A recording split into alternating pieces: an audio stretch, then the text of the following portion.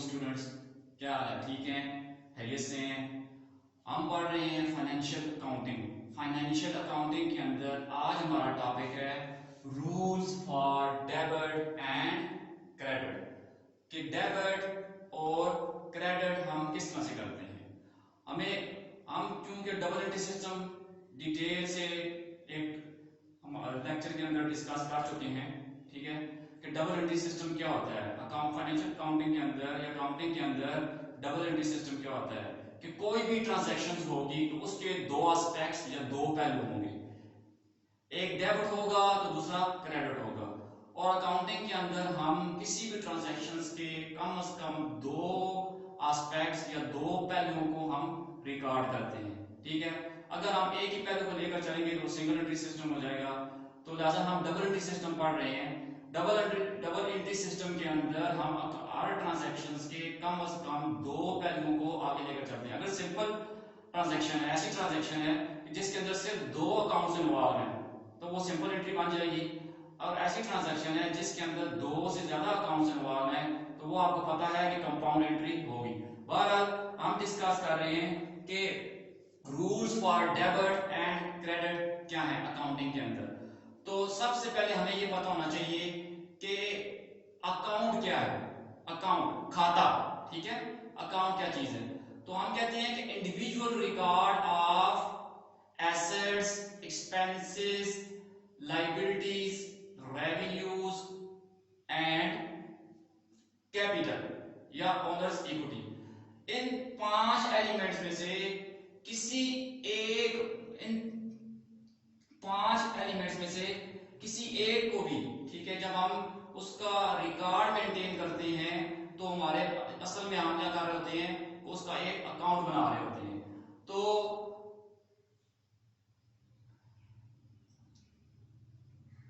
सबसे पहले हम ये डिस्कस करते हैं कि एसेट्स अकाउंट क्या चीज है।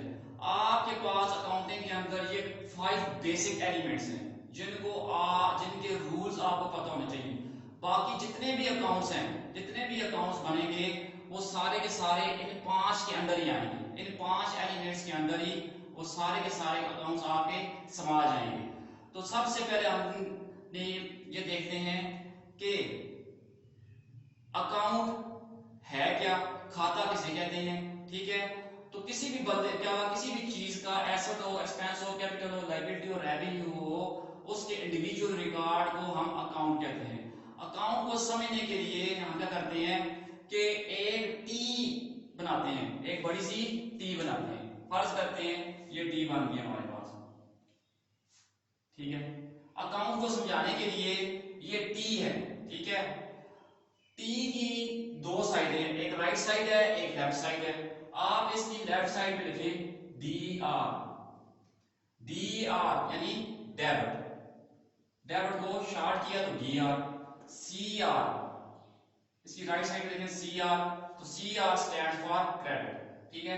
यहां पे आप कोई भी टाइटल दे दें, टाइटल दे किसका, अकाउंट का,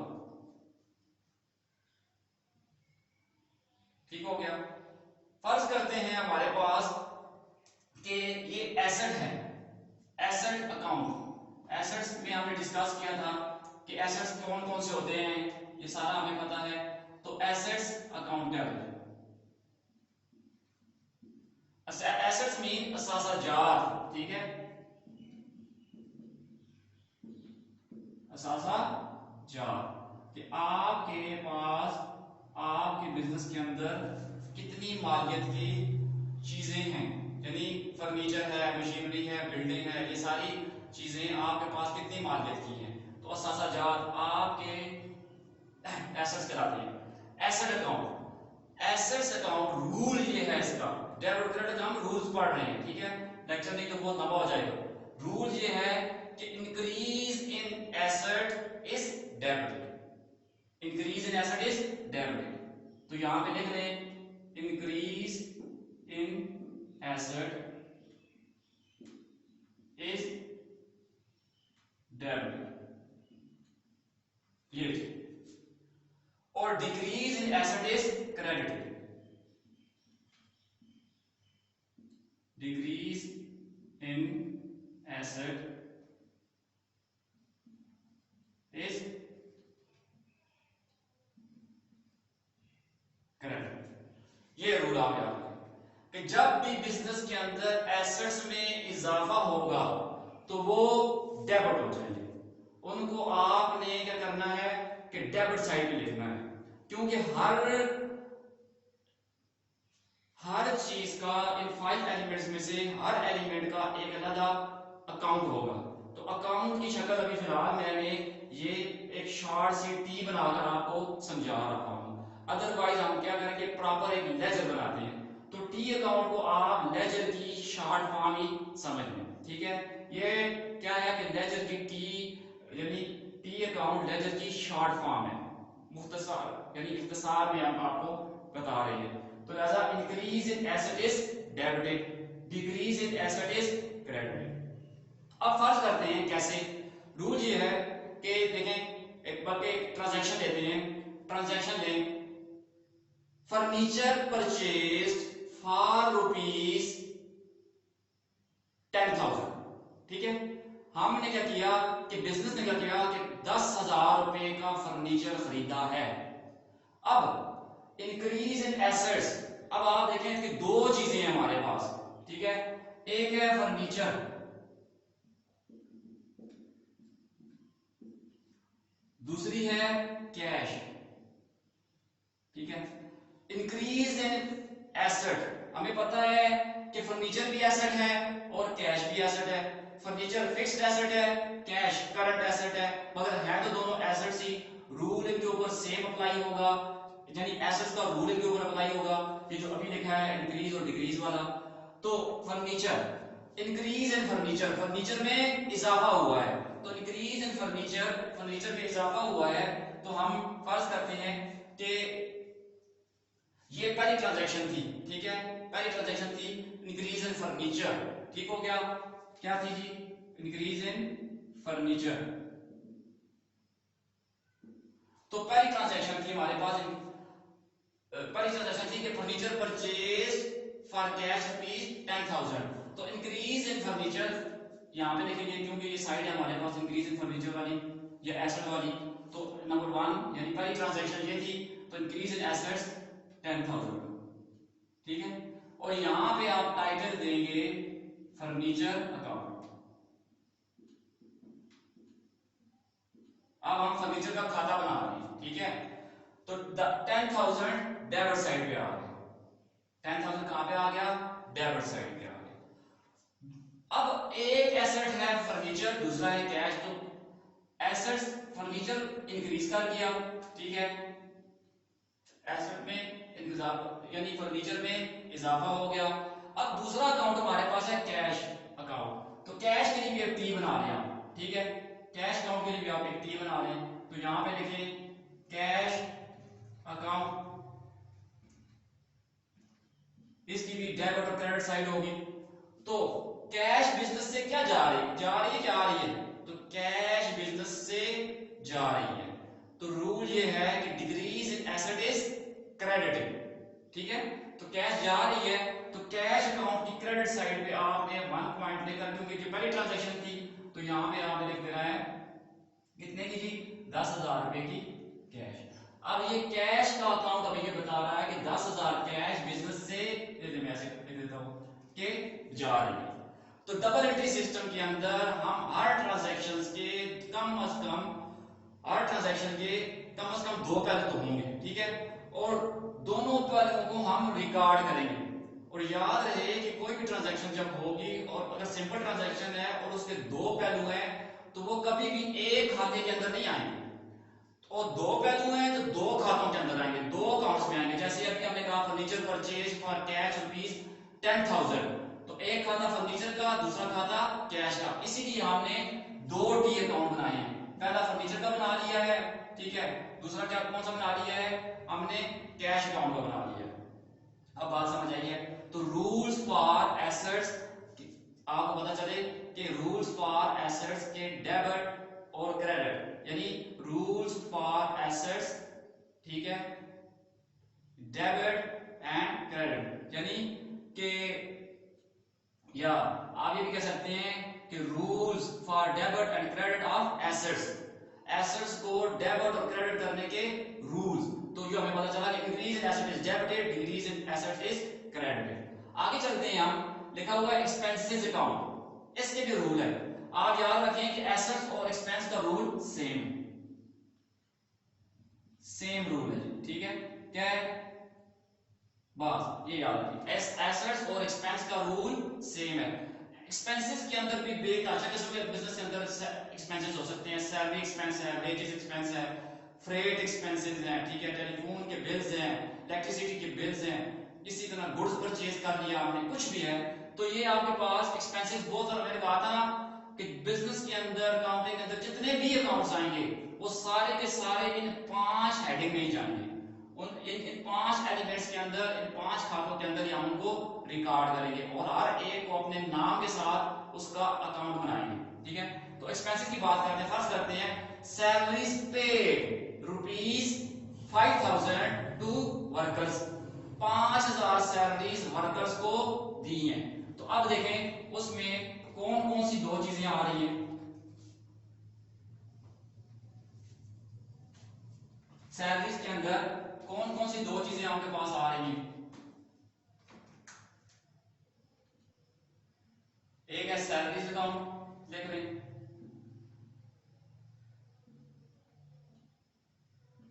ठीक है। दूसरा, चले अभी तो कैश लिख दे, कैश अकाउंट। अभी हमने यहां पे लिखा था थोड़ी देर पहले 10,000 रुपए कैश फर्नीचर की वजह से गई थी हमारे पास से, ठीक है। एक्सपेंसेस अकाउंट, तो एक्सपेंसेस अकाउंट की बात कर रहे थे कि salaries paid for ₹5,000 to workers, workers को 5,000 रुपए की सैलरीज दी हैं। तो दो अकाउंट आपके पास इन्वॉल्व हुए हैं इस ट्रांजैक्शन के अंदर, एक है सैलरीज, दूसरा है कैश, ठीक हो गया। तो सैलरीज का अकाउंट अलग बनेगा, कैश का अकाउंट जो है आपके पास वो ऑलरेडी बना हुआ है। अब बार बार हम कैश का अकाउंट नहीं बनाएंगे, इस तरह तो बहुत से पेजेस आए जाते हैं, जैसा बार बार हम एक अकाउंट को नहीं बना हुआ है, हमारे पास जगह है उसके अंदर, तो उस पेज के ऊपर जिस पे वो अकाउंट बना हुआ है तो आप उसके अंदर रिकॉर्डिंग करेंगे। तो अब सैलरीज अकाउंट, ठीक है, सैलरीज एक्सपेंस है आपके पास, तो सैलरीज एक्सपेंस अकाउंट है आपके पास। तो सैलरीज एक्सपेंस है, तो एक्सपेंसेस में इजाफा हो रहा है या कमी हो रही है, सैलरीज दे रहे हैं ना, तो सैलरीज यानी एक्सपेंस में इजाफा हो रहा है। तो एक्सपेंसेस का रूल ये है कि सबसे पहले आप एक्सपेंसेस का रूल लिख लें, एक्सपेंस अकाउंट का रूल, एक्सपेंस अकाउंट का रूल ये है एक्सपेंसेस का कि इंक्रीज इन एक्सपेंसेस, ठीक है, increase in expenses is debited, ठीक है, ये डेबिट हुआ, जबकि decrease in expenses is credited,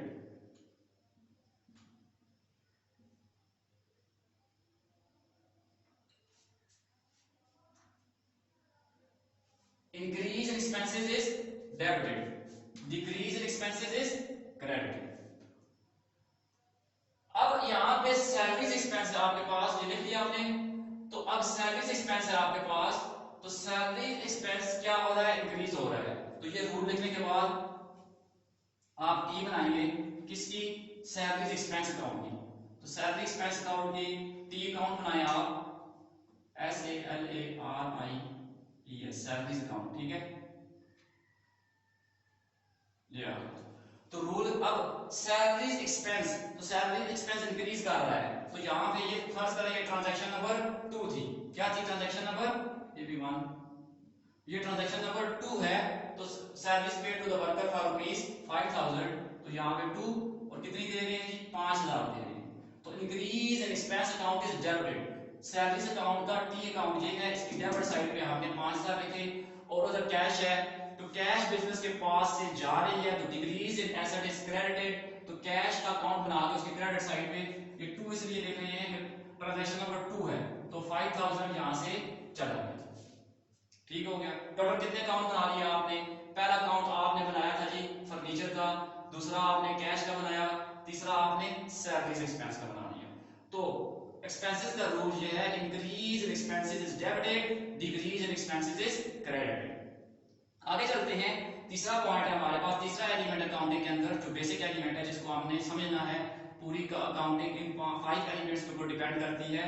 तो कैपिटल यानी मालिक का सरमाया या ओनर इक्विटी, मालिक का सरमाया, वो पैसा जो मालिक बिजनेस के अंदर लेकर आया है, सरमाया, ठीक है, उसे कैपिटल कहते हैं। ओनर्स इक्विटी, मालिक का सरमाया, बात सेम ही है। तो आगे चलते हैं, हम रूल देखते हैं इसका, किसका? कैपिटल अकाउंट का। कैपिटल अकाउंट का रूल देखते हैं, तो इंक्रीज इन कैपिटल और ओनर्स इक्विटी इज क्रेडिट, ठीक है, और डिक्रीज इन कैपिटल और ओनर इक्विटी इज डेबिट। तो जब भी बिजनेस की ओनर इक्विटी में इजाफा होगा तो हम उसे क्रेडिट करेंगे, यानी बिजनेस उसे क्रेडिट करेगा, और जब इसमें कमी होगी तो बिजनेस क्या करेगा? डेबिट करेगा। असल में कारोबार जो होता है या बिजनेस जो होता है, कैपिटल बिजनेस की लायबिलिटी होती है एक्चुअली, क्योंकि बिजनेस मालिक से पैसे ले रहा होता है, मालिक बिजनेस के अंदर पैसे इन्वेस्ट कर रहा होता है, तो लिहाजा बिजनेस के ऊपर ये उधार हो गया ना, बिजनेस ने तो मालिक को देने हैं, लिहाजा increase in capital is credited. जब भी कैपिटल बिजनेस के अंदर आएगा, इंक्रीज करेगा, वो क्रेडिट होगा, और जब भी कैपिटल बिजनेस से बढ़ जाएगा तो बिजनेस में से बिजनेस के लिए क्या करेगा? अपने पास डेबिट करेगा। तो capital account increase in asset is, यहां पे लिख रहे हैं, यहां पे आप लिख रहे हैं increase in asset is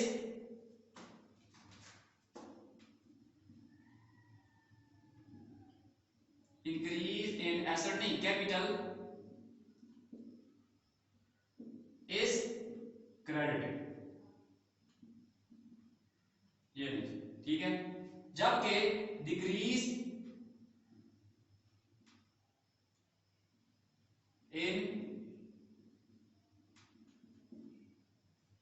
capital is debited, ये रूल एक और पता चल गया आपको कि कैपिटल में जब इजाफा होगा तो वो क्रेडिट होगा, और जब इसमें कमी होगी तो ये क्या होगा?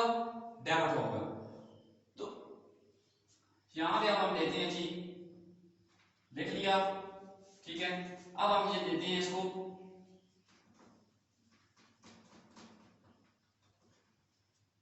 फर्स्ट करते हैं, business started with capital rupees 50,000, ठीक है, business started with capital rupees 50,000, मालिक ने बिजनेस स्टार्ट किया है 50,000 रुपए के साथ। तो अब इस ट्रांजैक्शन के अंदर कौन कौन से दो अकाउंट आए हैं? एक अकाउंट है हमारे पास कैपिटल का, मालिक का खाता है ये, दूसरा है कैश अकाउंट है।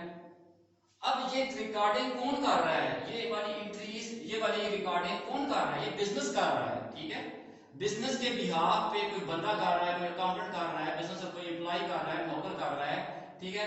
तो बिजनेस एक अलग वजूद है और मालिक एक अलग वजूद है।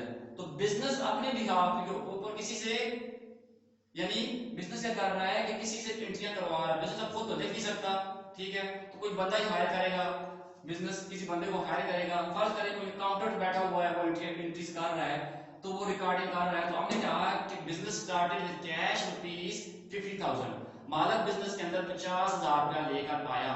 अब बिजनेस के पास कैश आ रही है, ठीक है, बिजनेस के पास क्या आ रही है? कैश आ रही है, और उसकी लायबिलिटी, उसका कैपिटल इंक्रीज हो रहा है, यानी ये किस्म की बिजनेस की लायबिलिटी इंक्रीज हो रही है। तो यहाँ पे दोनों चीजें इंक्रीज हो रही है। तो पहला है increase in capital is credited, तो यहाँ पे ये ट्रांजैक्शन नंबर 3 है हमारे पास। तो यहाँ पे वो कितने का लेके आया जी? 50,000 रुपए का वो लेकर आया है कैपिटल, तो आपने क्रेडिट कर दिया। उधर क्या हुआ? कि बिजनेस के पास कैश आ रही है, मालिक पैसा लाया है, बिजनेस के पास करे मालिक ने पैसा फेंका, तो बिजनेस ने उसको वसूल किया, तो बिजनेस के अंदर कैश आ रही है ना, तो बिजनेस के अंदर 50,000 रुपया कैश आ रही है, और कैश हमें पता है करंट एसेट है, और एसेट्स का रूल भी हमें पता है कि increase in asset is debited और decrease in asset is credited. लिहाजा यहां पे हम लिखेंगे 3 और 50,000। कौन लेकर आया है? मालिक लेकर आया है। उम्मीद है कि कैपिटल का रूल्स, डेबिट और क्रेडिट का रूल्स आपको, कैपिटल्स को डेबिट और क्रेडिट करने का रूल आपको पता चल गया होगा। इसी तरह आगे चलते हैं हम, तो लाइबिलिटीज देखते हैं कि लाइबिलिटीज क्या होती हैं। लाइबिलिटीज को उर्दू में जिम्मेदारियां कहते हैं, ठीक है। ऑब्लिगेशंस जिन्हें हम कहते हैं लाइबिलिटीज। लाइबिलिटीज का रूल ये है हमारे पास, लाइबिलिटीज बहुत तरह की होती हैं, करंट लाइबिलिटीज है, शॉर्ट टर्म लाइबिलिटीज है, लॉन्ग टर्म लाइबिलिटीज हैं। तो फिलहाल ये डिस्कस करेंगे कि रूल्स क्या है, बाकी देखेंगे कौन कौन सी है वो बात की बात है। लाइबिलिटीज अकाउंट, तो लाइबिलिटी अकाउंट में रूल ये है हमारे पास कि increase in liability is credited. इन तीनों के रूल सेम है, ठीक है, इन तीनों के रूल सेम है। हमने कहा था ना इन दो के रूल सेम है, उन तीनों के रूल्स सेम है। टोटल 5 चीजें आपने याद रखनी है, आगे इनके अंदर जो चीजें आएंगी वो बात की बात है। लिहाजा लाइबिलिटीज अकाउंट, तो लाइबिलिटी हमारी जिम्मेदारी है, बिजनेस की जिम्मेदारी होती है, बिजनेस ने किसी को पैसे देने होते हैं, ठीक है। तो लाइबिलिटीज अकाउंट में हम क्या फर्ज करते हैं, एक ट्रांजैक्शन लेते हैं कि goods purchase for ₹3,000 on account. Business ने 3,000 रुपए की अशिया ऑन अकाउंट यानी उधार पे खरीदी। अब क्या हुआ कि बिजनेस ने खरीदी है, एक तो बिजनेस का खर्चा हुआ, एक परचेजेस एक्सपेंस अकाउंट है बिजनेस के पास, परचेजेस अकाउंट है। दूसरा उसके पास बिजनेस पैसे तो नहीं दे रहा ना, बिजनेस के पास पैसे तो नहीं जा रहे, लिहाजा बिजनेस की लायबिलिटी इंक्रीज हो रही है। तो अकाउंट्स पेएबल क्या है, अकाउंट्स पेएबल क्या है, या वो नहीं कह सकते आप तो कहें creditors account, CREDITS, creditors account, ठीक है। अकाउंट्स पेएबल हो या क्रेडिटर्स हो, बात एक होती है। क्रेडिटर्स वो वाले लोग जिनको हमने पैसे देने हैं तो वो क्रेडिटर्स कराते हैं। लिहाजा हमने कहा था कि गुड्स परचेज फॉर ₹3,000, 3,000 रुपए की चीजें हमने खरीदी है ऑन अकाउंट उधार पर। तो दो खाते आ गए हैं, एक परचेजेस का, दूसरा अकाउंट्स पेएबल का। तो परचेजेस का तो आपको पता है कि एक्सपेंस अकाउंट है, ठीक है। एक्सपेंस का रूल आपको पता है, आप परचेजेस की टी बनाएंगे, ऊपर लिखेंगे परचेजेस अकाउंट, उसकी डेबिट साइड पे आप लिख लेंगे कितना जी, 3,000 रुपया, और ट्रांजैक्शन नंबर आपके पास 4 है तो साथ 4 लिख लेंगे। अकाउंट्स पेएबल लायबिलिटी है, तो इंक्रीज, तो रूल ये है कि increase in liabilities is credited, ठीक है। रूल ये देखें, increase in liability is credited और डिक्रीज इन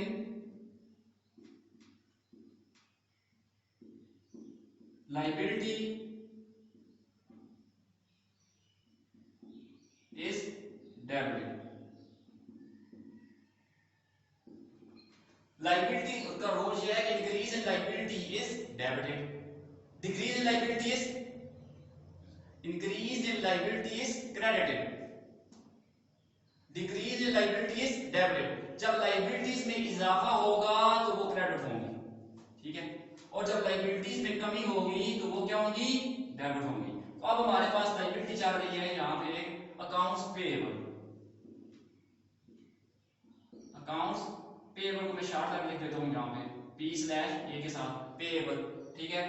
तो कितने के लिए, 3,000 रुपए के लिए, तो फोर्थ ट्रांजैक्शन है 3,000 यहाँ, और इसके अगेंस्ट में क्योंकि परचेजेस अकाउंट है तो आप परचेजेस की एक टी बना लें, ठीक है, जो यहां बना देते हैं ताकि आप परेशान ना हो। परचेजेस अकाउंट क्रेडिट है, जिससे वो डेबिट है, तो purchases account, purchases expense account है आपके पास, तो इसकी लेफ्ट साइड पे आपके पास आएगा अकाउंट पेएबल अकाउंट, लायबिलिटी है, तो ये आपके पास यहाँ पे आएगी, ठीक है। और ये परचेज अकाउंट है, तो ये आया। वो इधर गलती से लिखा गया था कि increase in liability is credited, ठीक है, ये क्रेडिट है, और यहाँ पे गलती से लिखा गया था। तो परचेजेस अकाउंट हमारे पास एक्सपेंस अकाउंट है, तो ये डेबिट हो जाएगा, ठीक हो गया। आगे चलते हैं, हम लोग देखते हैं कि रेवेन्यूज जो है हमारे पास, और या इनकम्स का रूल क्या है। डेबिट और क्रेडिट इसको रेवेन्यूज को या इनकम्स को डेबिट करने का क्रेडिट करने का रूल क्या है। तो रेवेन्यू सबसे पहले कहते हैं आमदनी को, ठीक है। इनकम्स आमदनी, इनकम तो इनकम, रेवेन्यू भी आमदनी को ही कहते हैं। तो रेवेन्यूज का रूल ये हमारे पास कि वही रूल है जो इसका रूल है हमारे पास, यानी जो कैपिटल का और लायबिलिटीज का रूल है कि इंक्रीज इन रेवेन्यू या इनकम इज क्रेडिटेड, ठीक है। Increase in revenue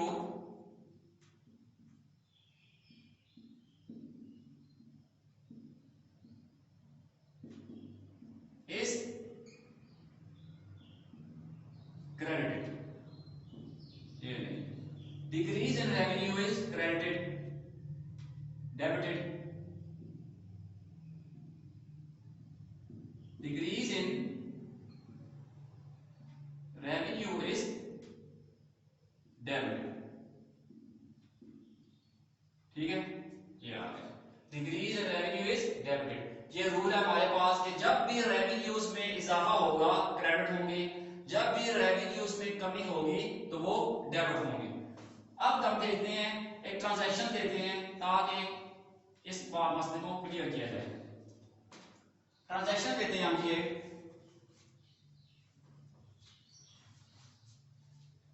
goods sold for ₹6,000, ठीक है।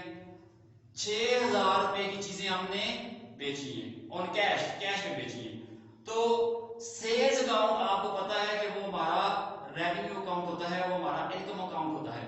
तो सेल्स में इजाफा हो रहा है, और इधर क्या हो रहा है जी कि बेची है, और कैश में भी इजाफा हो रहा है। दो अकाउंट से माल है, यहाँ पे एक कैश है एक सेल्स है।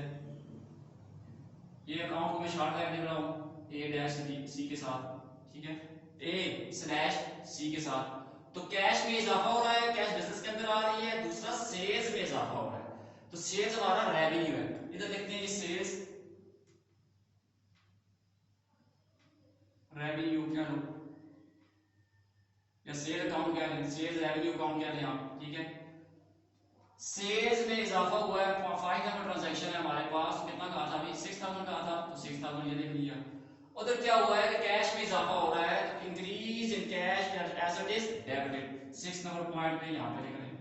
अब बार-बार कैश का अकाउंट हम बना नहीं सकते, एक ही मरतबा बनाना है, उसी के अंदर ये रिकॉर्डिंग करनी है। हां, पेज खत्म हो जाता है, अगले पेज पे लाजमी बात है आपको फिर अकाउंट बनाना पड़ेगा ताकि पता चले कि ये भी कैश का ही अकाउंट है। तो रूल ये है रेवेन्यू का कि increase in revenue is credited, decrease in revenue is debited.